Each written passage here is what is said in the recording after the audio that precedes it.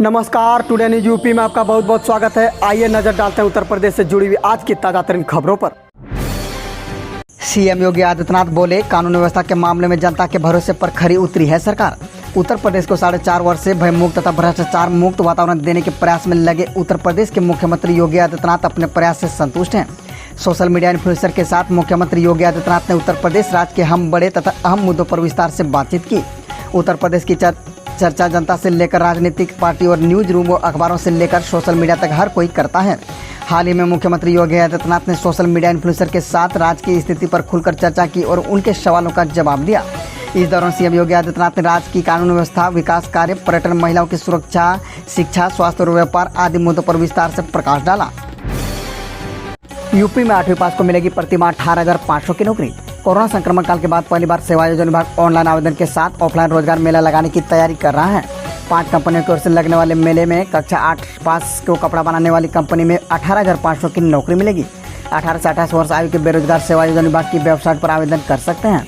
लालबाग के क्षेत्र सेवा योजना कार्यालय के सहायक निदेशक अरुण कुमार भारती ने बताया कि पहली बार ऑफलाइन मेला आयोजन कोरोना संक्रमण की गाइडलाइन के साथ लगाया जाएगा। 5 कंपनियों की ओर से 18 से 40 वर्ष के बीच कक्षा 8 से इंटर पास बेरोजगारों के लिए मेला लगेगा। 10,000 रुपये प्रति माह से 18,500 रुपये प्रति माह तक वेतन मिलेगा। सीएम योगी की हरी झंडी का इंतजार, एक कॉल पर मिलने लगेंगी ये दर्जनें सेवाएं। राज्य के तमाम जिलों में एक कॉल पर दर्जनों सुविधाएं उपलब्ध होंगी। लोगों को मैकेनिक, ड्राइवर, प्लम्बर, बढ़ई सहित तमाम लोगों को खोजना नहीं होगा। तय रेट पर यह सारी सुविधाएं लोगों को दिए जाने को लेकर महीनों से कवायद जारी थी। अब बस सब तैयार है। इंतजार तो बस मुख्यमंत्री योगी आदित्यनाथ की हरी झंडी का है। फिर लोग आसानी से इन योजनाओं का लाभ उठा सकेंगे। हालांकि सेवा योजना कार्यालय लखनऊ सहित प्रदेश के तमाम जिलों में सेवा मित्र पोर्टल पर दर्जन भर से ज़्यादा सुविधाएं दिखने लगी हैं।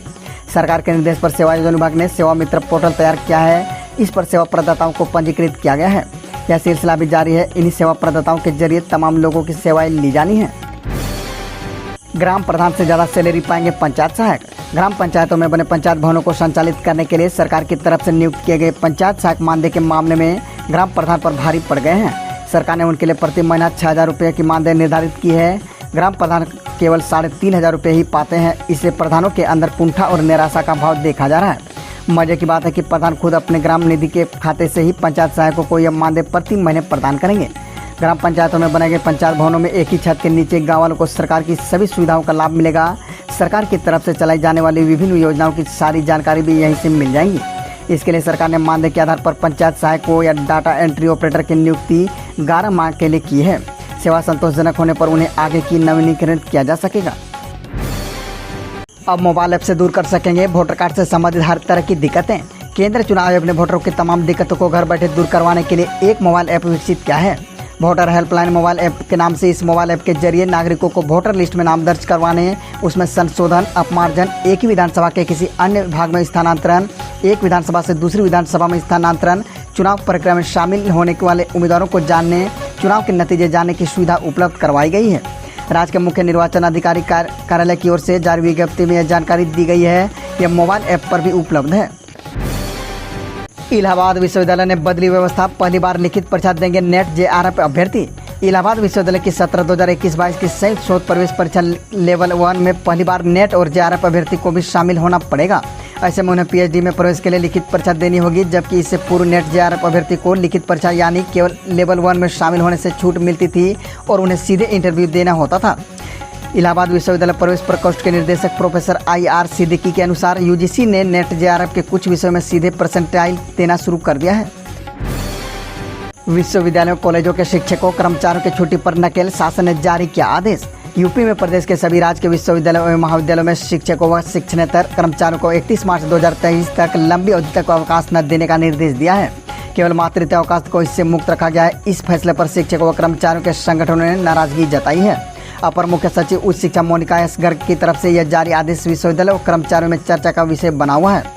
शासनादेश में सत्र नियमित के नाम पर अवकाश निरस्त किए जाने की बात कही गई है। इसमें यह भी कहा गया कि इस विश्वविद्यालय और महाविद्यालय में केवल कार्यरत शिक्षकों व कर्मचारियों के निधन पर अपराह्न 3 बजे तक शोक सभा होगी। अपराह्न 3 बजे तक कक्षाएं यथावत चलेंगी। अब शिवपाल ने भी की विधानसभा में नमाज के लिए जगह देने की वकालत। भतीजे अखिलेश के लिए कही ये बात। प्रगतिशील समाजवादी पार्टी के संस्थापक एवं प्रमुख शिवपाल सिंह यादव ने अब विधानसभा में नमाज पढ़ने के लिए जगह उपलब्ध कराए जाने की वकालत करनी शुरू की है। इसके पहले कानपुर के सपा विधायक इरफान सोलंकी छत्तीसगढ़ विधानसभा की तरफ से यूपी विधानसभा में नमाज पढ़ने के लिए अलग व्यवस्था की मांग कर चुके हैं। फर्रुखाबाद आए शिवपाल ने नमाज पढ़ने के लिए विधानसभा में बड़ी जगह दिए जाने की बात कही है। साथ ही उन्होंने आने वाले यूपी के विधानसभा चुनाव में भाजपा को सत्ता से हटाए जाने के लिए समान विचारधारा वाले संगठनों को एक मंच पर आने का आह्वान किया है। राष्ट्रपति रामनाथ कोविंद बोले, न्याय व्यवस्था में बढ़ाई जाए महिलाओं की भागीदारी, तभी न्यायपूर्ण समाज की होगी स्थापना। राष्ट्रपति रामनाथ कोविंद ने प्रयागराज के झलवा में बनने वाले राष्ट्र विधि विश्वविद्यालय और हाईकोर्ट में निर्मित होने वाले एडवोकेट चैम्बर व मल्टीपल पार्किंग का शिलान्यास किया। इस मौके पर राष्ट्रपति ने कहा कि अन्य क्षेत्र सहित देश की न्याय व्यवस्था में महिलाओं की भागीदारी बढ़ाकर ही न्यायपूर्ण समाज की स्थापना की जा सकती है। संविधान के समाज सेवी आदर्शों को प्राप्त करने के लिए भी न्यायपालिका में महिलाओं की भागीदारी को बढ़ाना आवश्यक है। उन्होंने कहा कि कुछ अपवाद को छोड़ कर दें तो सामान्यतः महिलाओं में न्याय की प्रवृत्ति का अंश अधिकतम होता है। महिलाओं में हर किसी को न्याय देने की प्रवृत्ति, मानसिकता और संस्कार होते हैं। सस्ता होगा खाने का तेल, कस्टम ड्यूटी में कटौती का ऐलान। खाने के तेल की बढ़ती कीमतों को कम करने के लिए मोदी सरकार ने बड़ा फैसला किया है। दरअसल केंद्र सरकार ने खाद्य तेलों की खुदरा कीमतों में कमी लाने के लिए पाम तेल, सोया तेल और सूरजमुखी तेल पर बेस कस्टम ड्यूटी में कटौती की है। वित्त मंत्रालय ने देर रात जारी एक नोटिफिकेशन में कहा गया कि कच्चे पाम तेल पर आयात शुल्क को 10% से घटाकर 2.5% कर दिया गया है, जबकि कच्चे सोया तेल और कच्चे सूरजमुखी तेल पर इसे 7.5% से घटाकर 2.5% कर दिया गया है। यह नोटिफिकेशन शनिवार से प्रभावी हो गई है। उत्तर प्रदेश की तमाम बड़ी खबरों से अपडेट रहने के लिए हमारे चैनल टुडे न्यूज़ को सब्सक्राइब करें और बेल आइकन को दबाना ना भूलें।